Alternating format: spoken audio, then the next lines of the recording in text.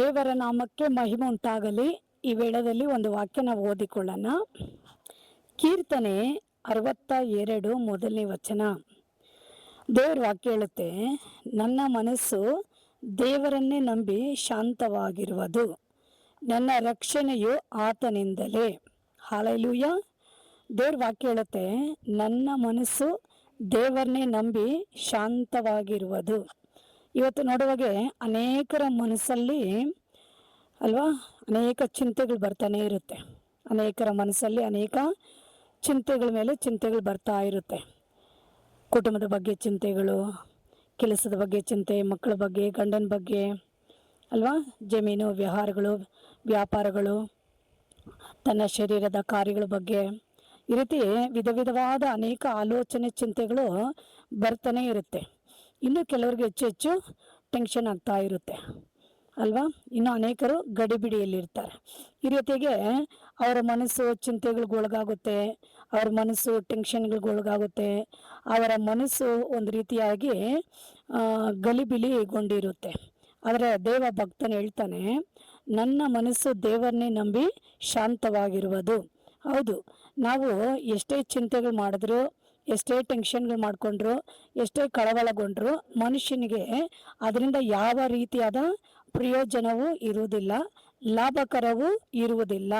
ಅದರಿಂದ ಮನುಷ್ಯರು ಏನಾಗ್ತಾರಂತೆ, ಬಲಹೀನರಾಗಿ ಬಾಧೆಗಳಿಗೆ ಒಳಗಾಗ್ತಾರೆ, ರೋಗಗಳಿಗೆ ಒಳಗಾಗ್ತಾರೆ.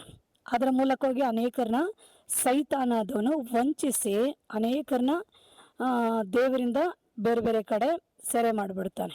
ಹೀಗಾಗಿ ದೇವ್ರ ವಾಕ್ಯ ಹೇಳುತ್ತೆ, ನನ್ನ ಮನಸ್ಸು ದೇವರನ್ನೇ ನಂಬಿ ಶಾಂತವಾಗಿರುವುದು. ಹೌದು, ನಮ್ಮ ಮನಸ್ಸು ಯಾವಾಗಲೂ ದೇವ್ರ ಮೇಲೆ ಇರಬೇಕು, ದೇವರನ್ನೇ ನಂಬಿಕೊಂಡಿರಬೇಕು. ಆ ಮನಸ್ಸು ದೇವ್ರ ಮೇಲೆ ಇರುವಾಗೆ ಮನಸ್ಸು ಶಾಂತವಾಗಿರುತ್ತೆ. ಯಾಕಂದರೆ ಅವರಿಗೆ ಒಂದು ನಂಬಿಕೆ ಇದೆ, ನಾನು ನಂಬಿರುವಂಥ ದೇವರು ನನ್ನ ಎಲ್ಲ ಕಾರ್ಯಗಳನ್ನು ಅವ್ರು ನೋಡಿಕೊಳ್ತಾರೆ. ಹಾಗಾಗಿ ನಾನು ಚಿಂತೆ ಮಾಡೋ ಅವಶ್ಯಕತೆ ಇಲ್ಲ, ಟೆನ್ಷನ್ ಮಾಡ್ಕೊಳ್ಳೋಂಥ ಅವಶ್ಯಕತೆ ಇಲ್ಲ, ಅದರಿಂದ ಗಲಿಬಿಲಿ ಆಗೋಂಥ ಅವಶ್ಯಕತೆ ನನಗಿಲ್ಲ. ಯಾಕಂದರೆ ದೇವರಿಂದ ಎಲ್ಲವೂ ಸಾಧ್ಯ, ಮನುಷ್ಯನಿಂದ ಯಾವುದೂ ಸಾಧ್ಯ ಇಲ್ಲ. ಹಾಗಾಗಿ ಚಿಂತೆ ಮಾಡಿ ನಾನು ಏನು ಸಾಧಿಸ್ಬಿಡ್ತೀನಿ, ಕಳವಳಗೊಂಡು ನನ್ನಿಂದ ಏನು ಸಾಧ್ಯ ಆಗುತ್ತೆ ಅಲ್ವಾ, ಟೆನ್ಷನ್ ಮಾಡಿಕೊಂಡು ನಾನು ಏನು ಮಾಡಿಬಿಡ್ತೀನಿ. ಈ ರೀತಿಯಾಗಿ ಅನೇಕರು ದೇವ್ರ ಮೇಲೆ ನಂಬಿಕೆ ಇಡೋರು ಏನು ಮಾಡ್ತಾರೆ, ಅವರಿಗೆ ಒಂದು ಒಳ್ಳೆಯ ರೀತಿಯಾದ ಮನಸ್ಸು ದೇವ್ರ ಮೇಲೆ ಇಟ್ಕೊಂಡಿರುವಾಗೆ ಅವ್ರ ಮನಸ್ಸು ಶಾಂತವಾಗಿರುತ್ತೆ. ಅವ್ರ ಮನಸ್ಸಲ್ಲಿ ಅವ್ರು ಕದಲೋದಿಲ್ಲ, ಅವ್ರ ಮನಸ್ಸಲ್ಲಿ ಗಾಬರಿಗೊಳ್ಳೋದಿಲ್ಲ. ಅವ್ರ ಮನಸ್ಸು ಯಾವಾಗಲೂ ದೇವ್ರ ಮೇಲೆ ಇರುವಾಗೆ ದೇವರ ಸಮ್ಮುಖದಲ್ಲಿ ಅವರು ಪ್ರಾರ್ಥಿಸಿಕೊಂಡು ದೇವ್ರ ವಾಕ್ಯದ ಮೇಲೆ ವಿಶ್ವಾಸದೊಟ್ಟಿಗೆ ದೇವರ ಸಮ್ಮುಖದಲ್ಲಿ ಕಾದಿದ್ದು ಅವ್ರು ಜೀವಿಸ್ತಾ ಇರ್ತಾರೆ. ಯಾಕಂದರೆ ಫಿಲಿಪ್ ಬರೆದ ಪತ್ರಿಕೆ 4 ಅದರಲ್ಲಿ 6ನೇ ವಚನ ನಾವು ನೋಡ್ತೀವಿ, ಯಾವ ಸಂಬಂಧವಾಗಿ ಚಿಂತೆ ಮಾಡದೆ ಸರ್ವ ವಿಷಯಗಳಲ್ಲಿ ದೇವರ ಮುಂದೆ ಕೃತಜ್ಞತಾ ಸ್ತುತಿ ಪ್ರಾರ್ಥನೆ ವಿಜ್ಞಾಪನೆಗಳನ್ನು ಮಾಡುತ್ತಾ ನಿಮಗೆ ಬೇಕಾದದನ್ನು ತಿಳಿಯಪಡಿಸಿರಿ. ಆಗ ಎಲ್ಲ ಗ್ರಹಿಕೆ ಮೀರುವ ದೇವ ಶಾಂತಿ ನಿಮ್ಮ ಹೃದಯಗಳಲ್ಲಿ ಯೋಚನೆಗಳಲ್ಲಿ ಕಾಯುತ್ತೆ ಎಂದು ದೇವರ ವಾಕ್ಯ ದೇವರ ಮಕ್ಕಳಿಗೆ ಗೊತ್ತಿರುವುದರಿಂದ ಅವರು ಯಾವುದರ ಬಗ್ಗೆ ಏನು ಮಾಡಲ್ಲ, ಚಿಂತೆನೂ ಮಾಡಲ್ಲ, ಕಳವಳಗೊಳ್ಳಲ್ಲ, ಟೆನ್ಷನ್ ಮಾಡ್ಕೊಳ್ಳಲ್ಲ.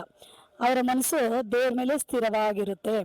ದೇವರಿಂದಲೇ ಎಲ್ಲವೂ ಸಾಧ್ಯ ಎಂದು ದೇವರನ್ನೇ ಆತುಕೊಂಡು ಅವ್ರು ಶಾಂತವಾಗಿ ಎಲ್ಲ ಸಮಯದಲ್ಲಿ ಅವರು ಕದಲದಂತೆ ಎಲ್ಲ ಸಮಯದಲ್ಲಿ ಸಂದರ್ಭಗಳಲ್ಲಿ ಶಾಂತವಾಗಿರ್ತಾರೆ. ಆಮೇಲೆ ಅಲ್ಲೆಲ್ಲೂಯ್ಯ.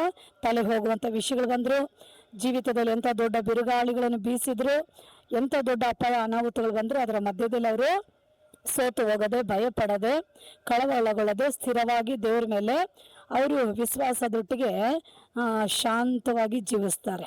ಆವಾಗ ದೇವರು ಅವರಿಗೆ ಎಲ್ಲವನ್ನು ಮಾಡಲು ಶಕ್ತನಾಗಿ ಮುಂದೆ ಹೊರಡ್ತಾನೆ. ಮತ್ತು 2ನೇ ಲೈನ್ ಹೇಳುತ್ತೆ, ಆತನಿಂದಲೇ ನನಗೆ ರಕ್ಷಣೆ. ಹೌದು, ಯೇಸುವಿಂದಲೇ ನಮಗೆ ರಕ್ಷಣೆ. ಅವರೇ ನಮಗೆ ರಕ್ಷಣೆ ಕೊಡಲು ಸಾಧ್ಯ, ಬೇರೆ ಯಾರು ನಮಗೆ ಲೋಕದಲ್ಲಿ ರಕ್ಷಣೆ ಕೊಡೋಕ್ಕಾಗೋದಿಲ್ಲ. ಯಾವ ಕುಟುಂಬದವರು, ಯಾವ ಸ್ನೇಹಿತರುಗಳು, ಸಂಬಂಧಿಕರುಗಳು, ಡಾಕ್ಟರ್ಸ್ಗಳು, ವಿಜ್ಞಾನಿಗಳು ಅಥವಾ ಸರ್ಕಾರದವರು, ಅಧಿಕಾರಿಗಳು, ಪೊಲೀಸು, ಯಾರು ಮನುಷ್ಯನ ಪ್ರಾಣಕ್ಕೆ ರಕ್ಷಣೆ ಕೊಡೋಕ್ಕಾಗೋದಿಲ್ಲ. ದೇವರಿಂದಲೇ ನಮಗೆ ರಕ್ಷಣೆ. ಹಾಗಾಗಿ ಅವರು ಪೂರ್ಣ ವಿಶ್ವಾಸ ಉಳ್ಳವರಾಗಿ ದೇವರನ್ನೇ ಆತುಕೊಂಡು ಶಾಂತವಾಗಿ ಜೀವಿಸ್ತಾ ಇರ್ತಾರೆ. ದೇವರು ಎಲ್ಲವನ್ನು ನೋಡಿಕೊಳ್ಳಲು ಶಕ್ತನಾಗಿರುತ್ತಾನೆಂದು ಅವರು ದೇವರಲ್ಲಿ ಉಲ್ಲಾಸವಾಗಿ, ಆನಂದವಾಗಿ, ಸಂತೋಷವಾಗಿ ಎಲ್ಲ ವಿಷಯಗಳಿಗೂ ದೇವರನ್ನ ಸ್ತುತಿಸುತ್ತಾ, ಆರಾಧಿಸುತ್ತಾ, ವಿಶ್ವಾಸದೊಟ್ಟಿಗೆ ಅವರು ಜೀವಿಸ್ಕೊಂಡಿರ್ತಾರೆ. ಇದೇ ಕ್ರೈಸ್ತ ಜೀವಿತ ಅನ್ನೋದು. ಹಾಗಾಗಿ ದೇವರನ್ನೇ ನಂಬ್ರಿ, ಶಾಂತವಾಗಿರ್ರಿ. ನಿಮ್ಮ ರಕ್ಷಣೆ ಅವರಿಂದಲೇ ಉಂಟಾಗುತ್ತೆ. ನಿಮ್ಮ ಆಶೀರ್ವಾದ, ನಿಮ್ಮ ಬಿಡುಗಡೆ, ನಿಮ್ಮ ಜಯವು, ನಿಮ್ಮ ಆರೋಗ್ಯ, ನಿಮ್ಮ ಆಯುಸ್ಸು, ನಿಮ್ಮ ಸೌಖ್ಯ, ನಿಮಗೆಲ್ಲ ಒಂದು ದೊಡ್ಡ ಆಶೀರ್ವಾದ ಕ್ರಿಸ್ತ ಯೇಸುವಿನಿಂದಲೇ ನಿಮಗೆ ದೊರಕಲು ಸಾಧ್ಯ. ಹಾಗಾಗಿ ಯೇಸುವನ್ನ ಹಿಂಬಾಲಿಸ್ರಿ, ಅವ್ರಿಗಾಗಿ ಜೀವಿಸ್ರಿ, ಶಾಂತವಾಗಿ ಸಮಾಧಾನವಾಗಿರ್ರಿ. ದೇವರು ನಿಮ್ಮನ್ನು ಆಶೀರ್ವದಿಸಲಿ. ಸಣ್ಣ ಪ್ರಾರ್ಥನೆ ಮಾಡಿಕೊಳ್ಳೋಣ. ಸರ್ವಶಕ್ತನಾಗಿರೋ ದೇವ, ಈ ವಾಕ್ಯ ಕೇಳಿಕೊಂಡಿರಂತ ಎಲ್ಲ ಮಕ್ಕಳ ಮನಸ್ಸು, ಹೃದಯಗಳನ್ನು ಬಲಪಡಿಸ್ತೀರಿ, ಸ್ಥಿರಪಡಿಸ್ರಿ. ಎಲ್ಲಾರನ್ನ ನೀನು ಆಶೀರ್ವದಿಸ್ರಿ. ಅವರ ಜೀವಿತದಲ್ಲಿ ನಿಮ್ಮನ್ನೇ ಸೇವಿಸಿ, ನಿಮ್ಮನ್ನೇ ನೋಡುವರಾಗಿ, ಜೀವಿತದಲ್ಲಿ ಜಯವಾಗಿ ಎಲ್ಲ ಕಾರ್ಯಗಳನ್ನು ಆಶೀರ್ವಾದವಾಗಿ ನಿನ್ನ ಸಮ್ಮುಖದಲ್ಲಿ ಮಕ್ಕಳು ಕಾಣಿಸಿಕೊಳ್ಳಲು ಸಹಾಯ ಮಾಡಿ ಆಶೀರ್ವದಿಸ್ರಿ. ಪ್ರಾರ್ಥನೆ ಕೆಳಗೆ ಮಾಡಿದಗಾಗಿ ಸ್ತೋತ್ರ. ಯೇಸು ಕ್ರಿಸ್ತವೇ ನಾಮದಲ್ಲಿ ತಂದೆ, ಆಮೇನ್. ಈ ವಾಕ್ಯ ಕೇಳಿಕೊಂಡಿರಂತೆಲ್ಲ ಪ್ರೇಯರೇ ಲೈಕ್ ಮಾಡಿ, ಶೇರ್ ಮಾಡಿ. God bless you. ಆಮೇನ್.